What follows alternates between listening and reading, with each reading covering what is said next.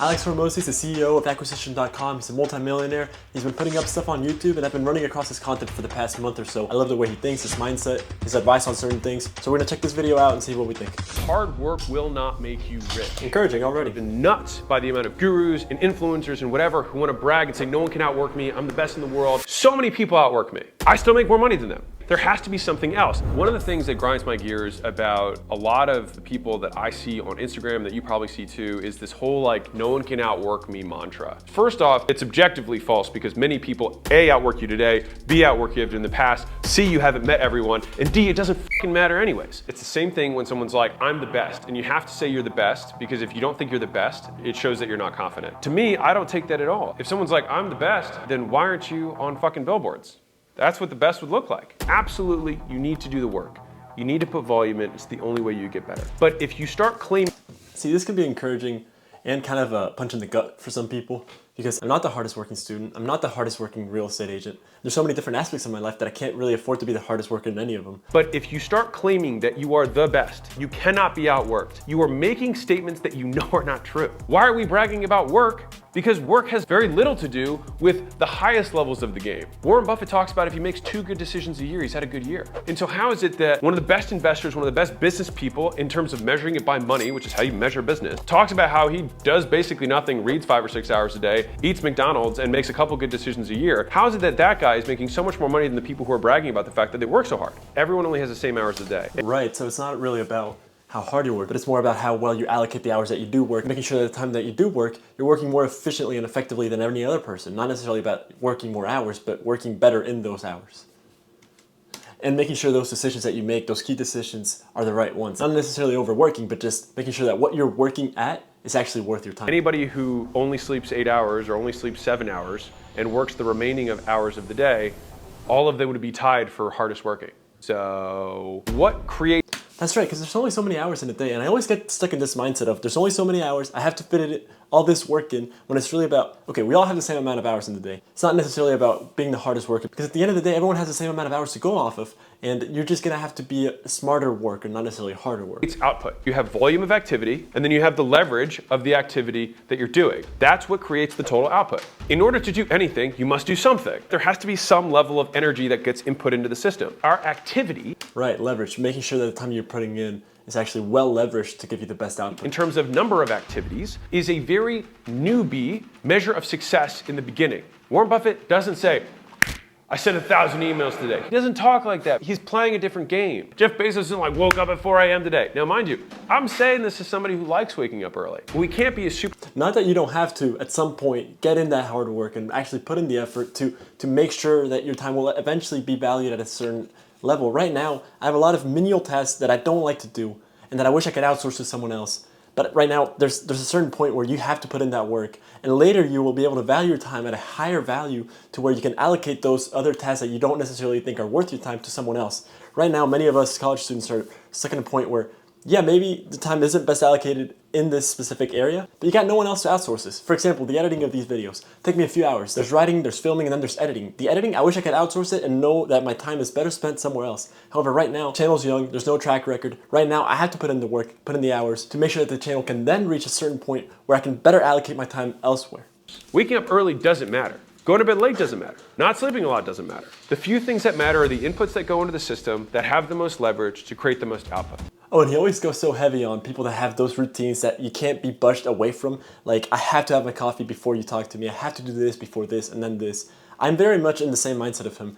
You have to be flexible and be able to work around the inconveniences and the real life problems that arise. You can't be tied down to, I have to have this routine before being able to be efficient or effective. Now, if you're a newbie and you can't get your ass off the couch, then by all means, figure out how to actually get your ass off the couch and do stuff. But then there's only so many hours, and so boom, and then very quickly you hit your capacity of work. Great, you've maximized that. Now what? The leverage that... So in this equation that he's got right here, he's got the volume of the activity times the leverage of the activity. You still have to put in some amount of work, but you want to make sure that the work you're being put in isn't the only thing giving you output. You want to actually multiply that by leverage so that 3 hours worth of work isn't just giving you 3 hours of output, but instead being leveraged into giving you more output. Hope that makes sense. A CEO who's going to work with acquisition.com works virtually every hour of every day when they come in. Almost everybody does. Sometimes they ask, they're like, am I going to be working more? We're like, it's impossible for you to work more. But you are going to be changing what you work on. See, I completely agree. First, though, you do have to reach that full capacity of work. This is the perfect time to see how hard you can work and work as hard as you can to really push yourself and see, okay, this is as much as I can work without going insane. Now let's make sure that this amount of work is actually being used in the right way. But first, get to work. Because that's the only lever we have. There's only 24 hours. So we're going to switch these 9 out, and we're going to plop these in with higher leverage activities. And so the way that we do that is we look at their calendars and we look at their org chart. This is how you fucking grow a business. You look at what they spend their time on and you see which of these activities are low leverage. Is there anyone else in this org chart that we can hand these activities to? And if a large percentage of these activities are a certain type of thing and they don't exist in the org chart, then it's a role that we need to hire. Right, but to do that, to be able to hand those activities to someone else and being able to outsource that, you have to make sure that your time is actually more valuable than just doing those low level activities. Maybe that's all you are able to do and maybe that's all you can do. So make sure to make yourself more valuable, make your hours more valuable by learning more skills. He's always talking about the biggest investment you can make is on yourself. Get educated, make sure that that time that you have, that it's only 24 hours, you can't really increase that, make sure to find a way to make those hours worth more. Make yourself more valuable by learning more, by being able to allocate those hours into more efficient outputs. The point of why I hate the concept of no one can outwork me is that there are many ways to win the game.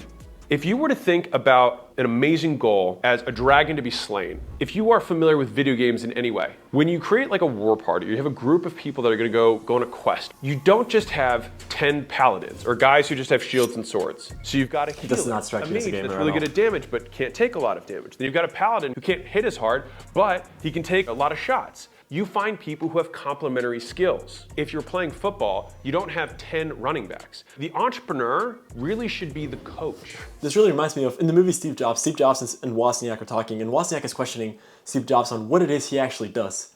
And there's a beautiful scene. So how come 10 times in a day, I read Steve Jobs as a genius? What do you do? I play the orchestra. And his time is better spent not necessarily being the best at playing a certain instrument, but being able to be a team leader, being able to guide and have a vision for everyone and everything. Now, we're not all Steve Jobs, and it's easier said than done. How do you even get yourself in a position to be able to know what needs to happen? Maybe some of us do need to specialize and be the best at this specific thing, but I love that mindset of being able to step above that and be able to see the big picture. It's about organizing the pieces and how well they play together that ultimately determines how good the team is. Like, how many times have you seen the team with the all-star that has the poor supporting cast get beat by the overall better team? It happens all the time.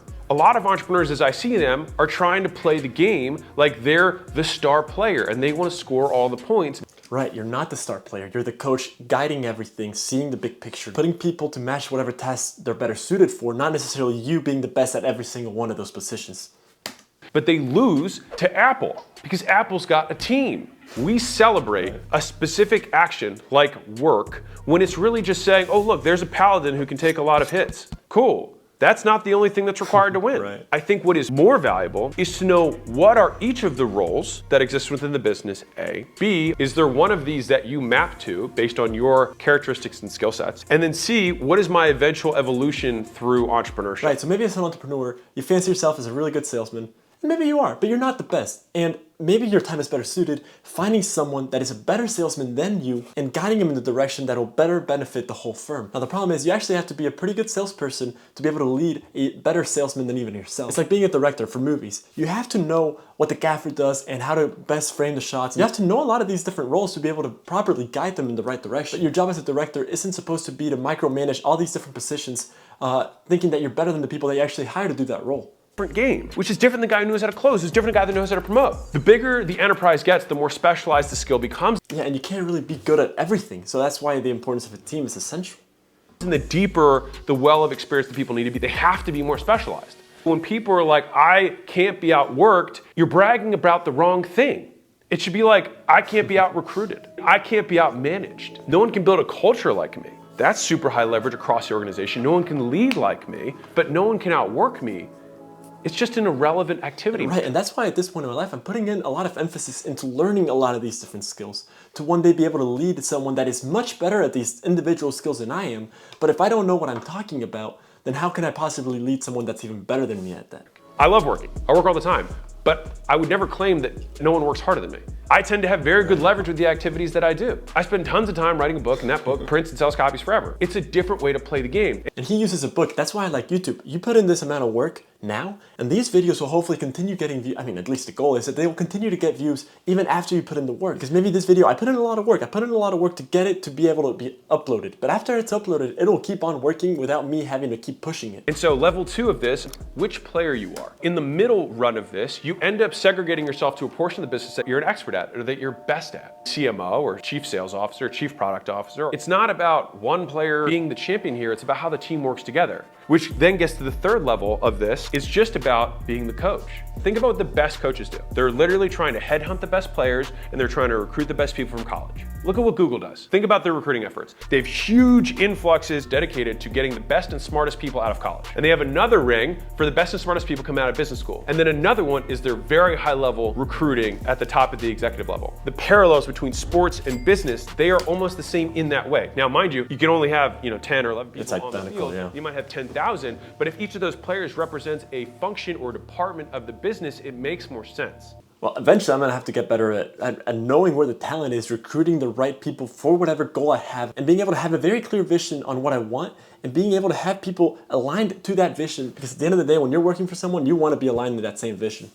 When we move up the levels of entrepreneurship, we need to make sure that we're playing the right game and that we're using the right metric to measure our success. Final level of this is being the coach, is recruiting the top level executives and creating a farm system underneath to feed into the company that you have so that you can have a sustained competitive advantage and create a dynasty for the team so you can create the best winning team every year. All right, lessons that I gathered. I need to make sure I can work as hard as I can, and then once I know that I'm working as hard as I can, I need to be able to leverage that amount of work into getting a better output. I really like this guy. He's really articulate, he really gets his point across, and it's always resonated with me. All his content, all the things that I've watched from him, I really like. So if you like this type of content, make sure to let me know in the comments, let me know what you want me to react to next, and make sure to check back in next week. See you.